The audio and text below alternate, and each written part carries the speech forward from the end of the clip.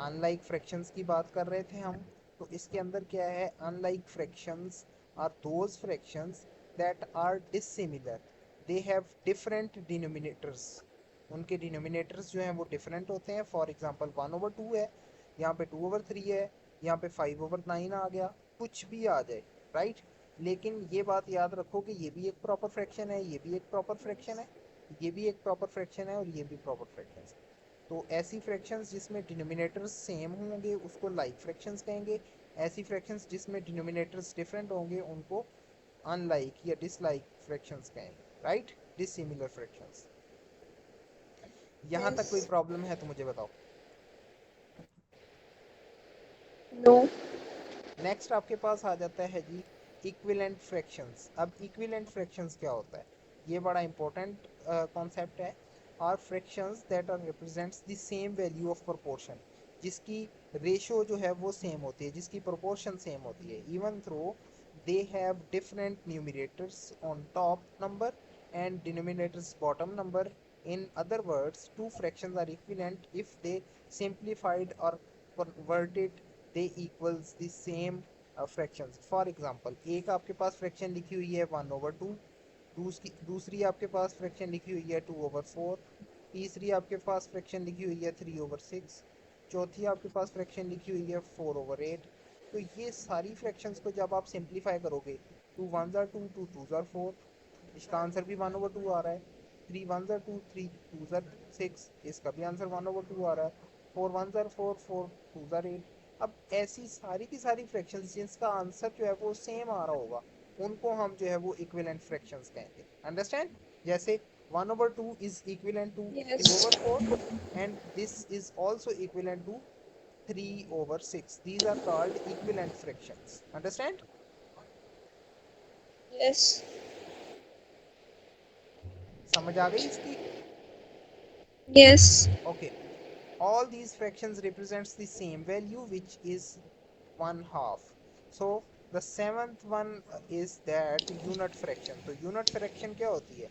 कहते हैं fraction is known as a unit fraction when the numerator is equals to 1। जब भी आपके पास numerator 1 होगा, जैसे 1/2 है, कोई भी 1/10, 1/20, 1/3, 1/4, जब उसका न्यूमिनेटर 1 हो जाएगा उसको हम यूनिट फ्रैक्शन कहेंगे। For example 1/2 of the whole, that is 1/2, 1/3 of the whole, 1/3, 1/4 of the whole, that is 1/4, 1/5 of the whole, that is 1/5।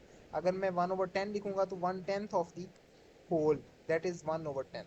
तो इसको रिप्रेजेंट करने का मेथड ये है कि ये आपके पास एक फिगर है जिसके अंदर क्या है, चार जो है वो बॉक्सेस हैं। चार बॉक्सेस में से एक शेडेड है। इट मींस दैट के 1 ओवर टोटल कितने हैं, 4। ये इसकी फ्रैक्शन बन गई। इसके अंदर टोटल कितने सेक्टर्स हैं, 1 2 3 4 5 6 7 8। टोटल 8 हैं, इसमें से 1 शेडेड है तो इसको हम 1/8 कहेंगे। इसमें से टोटल 3 बॉक्सेस हैं, उसमें से 1 शेडेड है, इसको 1/3 कहेंगे। तो ये आपके पास यूनिट फ्रैक्शंस हैं जिसमें ऑलवेज न्यूमिनेटर जो है वो 1 होगा। Any problem? नो।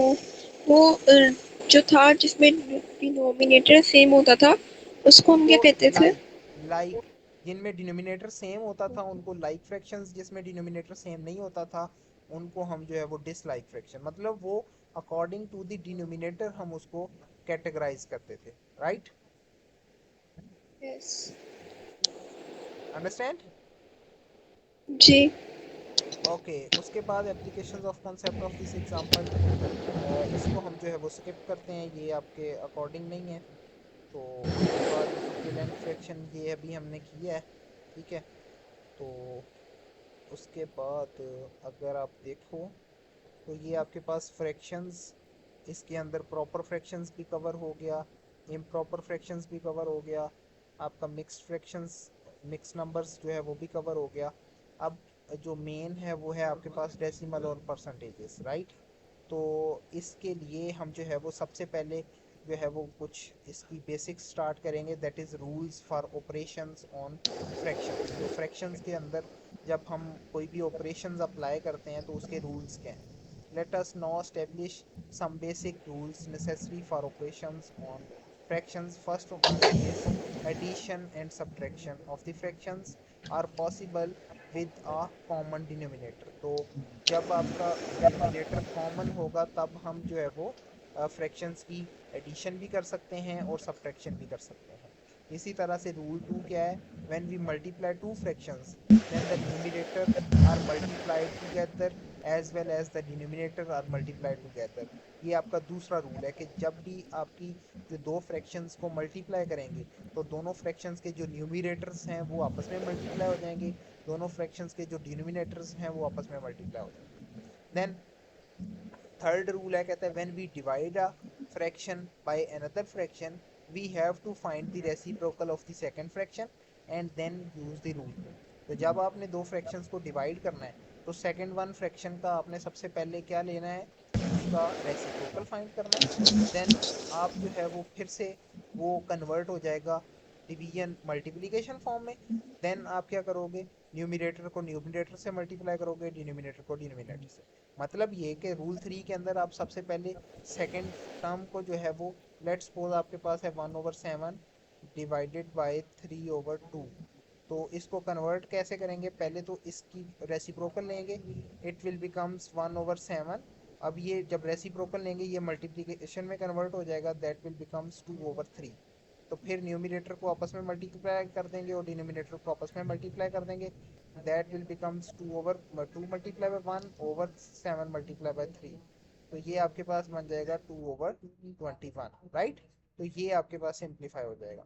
इसी तरह से अब स्टार्ट करते हैं हम.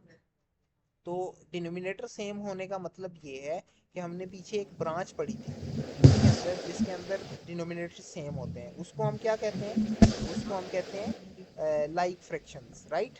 तो सबसे Yes. पहले तो देखो एडिंग फ्रैक्शंस हैं, इसके अंदर उसने सबसे पहला वर्ड ही लिख दिया लाइक फ्रैक्शंस. तो इसके अंदर क्या है, कहते हैं the addition of fractions is easily when they have a common denominator meaning की डिनोमिनेटर्स आर द सेम. तो common denominators are the same. तो ये आपके पास क्या हो जाएगा, फॉर एग्जांपल आपके पास लिखा हुआ है 3/7 प्लस ये थोड़ी सी मिस प्रिंटिंग है, इसको उसने लिखना था 1/7, राइट. तो ये चेंजिंग कर लेंगे आपने. तो दूसरा क्वेश्चन लिखा हुआ है 2/3 that will be equals to 2/3 plus 1/3. इसमें भी दोनों में क्या है, आपका जो डिनोमिनेटर है सेम है. तो सबसे पहले आपने वो फ्रैक्शंस लिखनी है जिसका डिनोमिनेटर सेम होगा, ओके. तो देखो Yes. इनका डिनोमिनेटर सेम था तो हमने क्या किया, डिनोमिनेटर एज इट इज लिख लिया और न्यूमिनेटर्स को आपस में ऐड कर दिया, दैट विल बिकम्स 4/7. तो इसी तरह से ये बात है कि अगर आपके पास डिनोमिनेटर सेम नहीं होगा तो फिर ये मेथड यूज नहीं होगा. फिर पहले आप इसके डिनोमिनेटर को सेम करोगे देन आप इसको ऐड कर सकते हो, ओके. इसी तरह से क्वेश्चन नंबर 2 है. तो 2 के अंदर भी डिनोमिनेटर सेम था तो हमने क्या लिख दिया, denominator as it is one time लिख दिया, फिर 2 + 3 किया, that is 3/3. 3 1s are 3, 3 1s are 3, so it will becomes 1/1, that is equals to 1. तो ये आपका addition of the fractions का आंसर आ गया, राइट. अब ये है Yes. जो मैंने आपको बताया था कि अगर डिनोमिनेटर सेम नहीं है it means that these terms are called unlike fractions. तो उनको किस तरह से सॉल्व करते हैं, adding fractions with different denominators. Example है आपके पास 1/4 प्लस 1/2. तो इसको सॉल्व करने के लिए अब आपके पास ये जो डिनोमिनेटर है ये 4 है, ये डिनोमिनेटर कितना है 2 है. तो सबसे पहले दोनों के डिनोमिनेटर्स को सेम करेंगे. किस तरह से सेम कर सकते हैं, अगर मैं सेकंड फ्रैक्शन के साथ 2/2 से मल्टीप्लाई कर दूं तो कोई मसला तो नहीं होगा, क्योंकि 2/2 जो है वो 1 के इक्वल होगा. 2/2 जब कैंसिल आउट होगा तो सिंपल 1 के इक्वल आ जाएगा, ऐसे ही है. लेकिन Yes. अगर ये हम मल्टीप्लाई कर देंगे तो ये हमारा डिनोमिनेटर सेम हो जाएगा. जैसे first term as it is आ गई, प्लस एज इट इज आ गया, 1/2 एज इट इज आ गया और साथ में हमने मल्टीप्लाई कर दिया 2/2, ओके. दैट विल बिकम्स, अब देखो दो टर्म्स मल्टीप्लाई हो रही हैं, दो फ्रैक्शंस, तो मैंने बताया था जब दो टर्म्स मल्टीप्लाई होंगी, फ्रैक्शंस मल्टीप्लाई होंगी, तो न्यूमरेटर न्यूमरेटर से मल्टीप्लाई हो जाएगा, डिनोमिनेटर डिनोमिनेटर से मल्टीप्लाई हो जाएगा. That will becomes 2 multiply by 1 2 over 2 multiply by 2 that is 3. 1/4 plus 2/4 is equals to, अब दोनों के डिनोमिनेटर सेम हो गए, it means that these dislike terms, dislike fractions are converted into like fractions. Then हमने क्या किया, इसकी फ्रैक्शंस को जो है